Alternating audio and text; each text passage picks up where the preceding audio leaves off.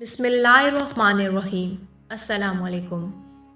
سامعین، ہم میں سے ہر ایک یہ بات جانتا ہے کہ یہ دنیا کی زندگی عارضی اور مختصر زندگی ہے۔ ایک نہ ایک دن ہم میں سے ہر ایک کو انتقال کرنا ہے اور اس دنیا کو چھوڑ کر اپنے آخری ٹھکانے آخرت کی طرف جانا ہے، اور موت ایک ایسا دروازہ ہے جس میں سے ہر ایک کو گزرنا ہے۔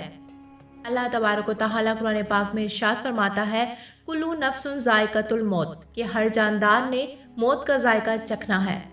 سامعین، دنیا و آخرت کے بعد ایک اور عالم ہے، اس کو ہم عالم برزخ کہتے ہیں۔ مرنے کے بعد اور قیامت سے پہلے تمام جن و انس کی ارواح کو حسب مراتب اس میں رہنا ہوتا ہے، اور روح کہیں بھی ہو جسم کے ساتھ اس کا تعلق رہتا ہے اور قبر پر آنے والوں کو پہچانتی ہے۔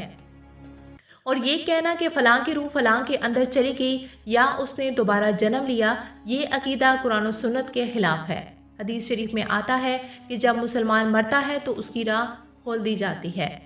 کہ جہاں چاہے وہ چلا جائے۔ سعید بن مسیب رضی اللہ تعالیٰ عنہ سے مروی ہے کہ حضرت سلیمان فارسی عبداللہ بن سلام رضی اللہ تعالیٰ عنہ جب باہم آپس میں ملے تو ایک دوسرے سے کہا کہ اگر مجھ سے پہلے کوئی انتقال کرے تو مجھے خبر دینا کہ وہاں کیا پیش آیا ہے۔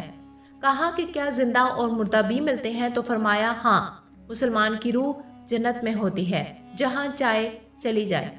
سامعین، اب سوال یہ پیدا ہوتا ہے کہ کیا مرنے کے بعد مردہ اپنے گھر والوں کو یاد کرتا ہے؟ جبکہ کسی انسان کا انتقال ہوتا ہے تو مرنے والے شخص کو یہ بات معلوم ہوتی ہے کہ ہم اس دنیا سے منتقل ہو کر اس دنیا میں یعنی عالم برزخ میں آگے ہیں، اور اس کو یہ ساری چیزیں یاد ہوتی ہیں کہ ہمارا گھر ہے، مکان ہے، رشتہ دار ہیں، عزیز و اقارب اور ہمارے بھائی ہیں، اور ہمارا ایک خاندان ہے۔ اور یہاں تک کہ جب اس مردے کی روح نکل جاتی ہے اور اس کو دفنایا جا رہا ہوتا ہے تو پھر اس وقت اس مردہ کی جو اپنی آنکھیں ہوتی ہیں وہ یہ ساری چیزیں دیکھ رہی ہوتی ہیں، یعنی اس کی روح تمام چیزوں کو دیکھ رہی ہوتی ہے، اور اس کو یہ بات پتہ ہوتی ہے کہ اب مجھے کفن پہنایا جا رہا ہے اور اب میرا جنازہ اٹھایا جا رہا ہے۔ لہٰذا ایک نیک بندہ تو یہاں تک کہتا ہے کہ جب اس کے جنازے کو لوگ اٹھاتے ہیں تو کہتا ہے کہ اے لوگو، جلدی مجھے لے کر قبرستان کی طرف چلو اور جلد مجھے میرے اصلی ٹھکانے یعنی قبر کے اندر پہنچا دو۔ اس کو موت کے وقت ہی پتہ چل جاتا ہے کہ اس کا آگے کیا ہونے والا ہے، یعنی آگے آنے والے مرحلے کیسے ہیں، اچھے ہیں یا مشکل ہیں۔ اس کو پہلے سے پتہ چل جاتا ہے، کیونکہ روح نکلتے وقت کی جو سختی ہوتی ہے روح کو اس سے اندازہ ہو جاتا ہے، اور اس کو یہ معلوم ہو جاتا ہے کہ آگے کیا ہونے والا ہے۔ سامعین، نبی کریم صلی اللہ علیہ وآلہ وسلم نے ارشاد فرمایا، دنیا مومن کے لیے قید خانہ ہے اور کافر کے لیے جنت ہے۔ اس کے برعکس جو گنہگار، فاسق، فاجر اور بے نمازی انسان ہوتا ہے وہ چیخ چیخ کر یہ کہنے کی کوشش کرتا ہے کہ اے لوگو، تم مجھے کہاں لے کر جا رہے ہو؟ میرے بچوں، یعنی وہ اپنے گھر والوں سے کہتا ہے کہ میں نے اپنے بچوں کے لیے بہت زیادہ کمایا، ان کے لیے مکان بنایا، اور اب تم لوگ مجھے گھر سے نکال کر اندھیری قبر کے اندر کہاں ڈالنے کے لیے لے کر جا رہے ہو؟ اسے بہت گھبراہٹ ہوتی ہے تو وہ اپنی زبان سے کہنے کی کوشش کرتا ہے کہ اے لوگو، مجھے لے کر مت جاؤ۔ سامعین، جب اسے اس کے اندر رکھ دیا جاتا ہے تو اس کو پتہ ہوتا ہے کہ اب میں قبر کے اندر ہوں، اور ہماری فیملی اور ہمارے تمام عزیز و اقارب اور رشتہ دار اس پچھلی دنیا میں ہے جہاں پر وہ پہلے سے موجود تھا۔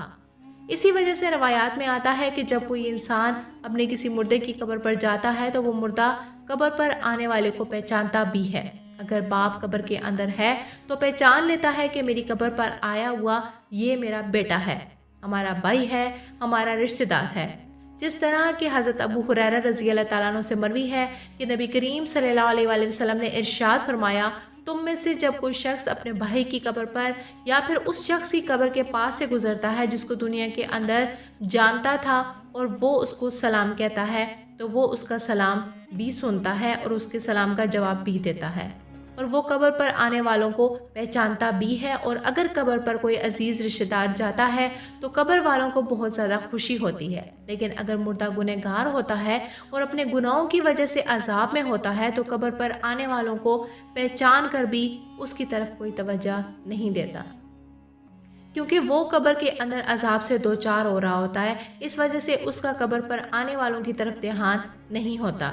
اور جب ہم کسی قبرستان پر جاتے ہیں ہم یہ کہتے ہیں کہ السلام علیکم یا اہل القبور، تو قبر پر ہمارے سلام کو سنتے بھی ہیں اور ہمارے سلام کا جواب بھی دیتے ہیں۔ بخاری شریف کی حدیث میں ہے کہ جب کوئی شخص اپنے کسی مرحوم کے لیے ایصال ثواب کرتا ہے اور جب اس ایصال ثواب کو تحفہ بنا کر اس مردے کو پیش کیا جاتا ہے تو وہ بڑا خوش ہوتا ہے، اور اس وقت اس کو ایسی خوشی ملتی ہے کہ اس سے پہلے اس کو ایسی خوشی کبھی بھی نہیں ہوتی۔ سامعین، جو گنہگار بندہ ہوتا ہے اسے یہ دنیا بہت زیادہ یاد آتی ہے اور وہ یہ کہتا ہے کہ ہم بہت عیش کی زندگی میں تھے، کیونکہ یہ دنیا کی زندگی اس کے لیے جنت تھی۔ اس کو قبر کے اندر عذاب ہو رہا ہوتا ہے، اس وجہ سے وہ دنیا کی زندگی کو یاد کرتا ہے، کیونکہ دنیا کی زندگی کے اندر اسے سکھ تھا، اور اس وجہ سے وہ شخص دنیا کی زندگی کو یاد کرتا رہتا ہے اور اپنے گھر والوں کو بھی یاد کرتا رہتا ہے۔ اسی وجہ سے اسلام میں مرنے والوں کے ایصال ثواب کی تلقین کی گئی ہے، کیونکہ ایصال ثواب کرنے سے جو گنہگار ہوتے ہیں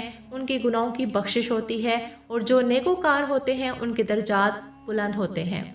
ہمیں بھی اپنے مرنے والوں کو یاد رکھنا چاہیے اور ان کے لیے ایصال ثواب کا اہتمام کرنا چاہیے، اور ہمیں چاہیے کہ ہم استغفار کریں تو صرف اپنے لیے نہ کریں بلکہ ہم اپنے استغفار میں اپنے تمام عزیز و اقارب رشتہ داروں کو بھی یاد رکھیں۔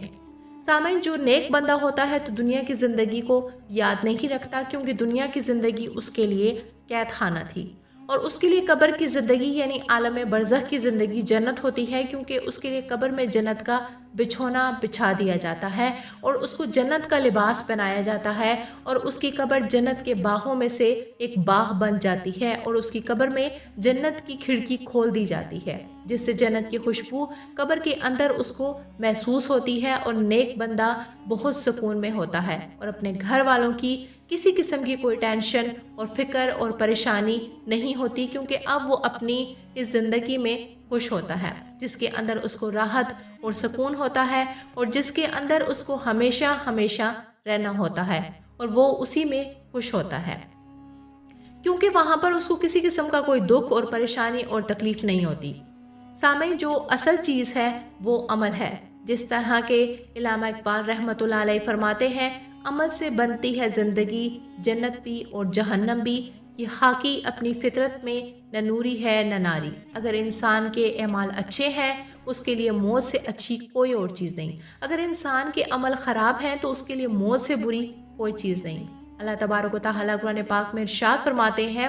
اپنے رب سے گڑ گڑا کر اور آہستہ آہستہ دونوں طریقوں سے دعا کیا کرو، بے شک وہ حد سے بڑھنے والوں کو پسند نہیں کرتا۔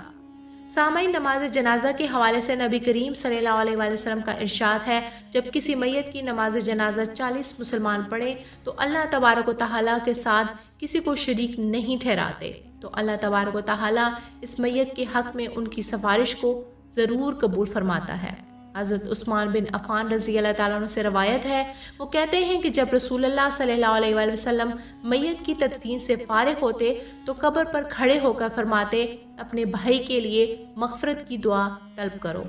اور اس کے لیے ثابت قدمی مانگو، اس لیے کہ ابھی اس سے سوال کیا جائے گا۔ سامعین، اللہ تعالیٰ ہمیں گناہوں سے بچنے کی توفیق عطا فرمائے اور حشر میں کامیابی سے ہمکنار کرے، آمین۔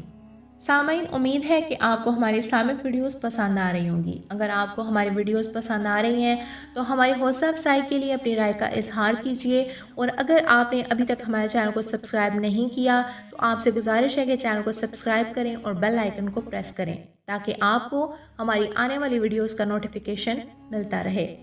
سامعین، ان ویڈیوز کو اپنے دوستوں اور چاہنے والوں کے ساتھ بھی شیئر کریں تاکہ دوسروں کے علم میں بھی اضافہ ہو سکے۔ اللہ پاک ہم سب کا حامی و ناصر ہو، آمین یا رب العالمین۔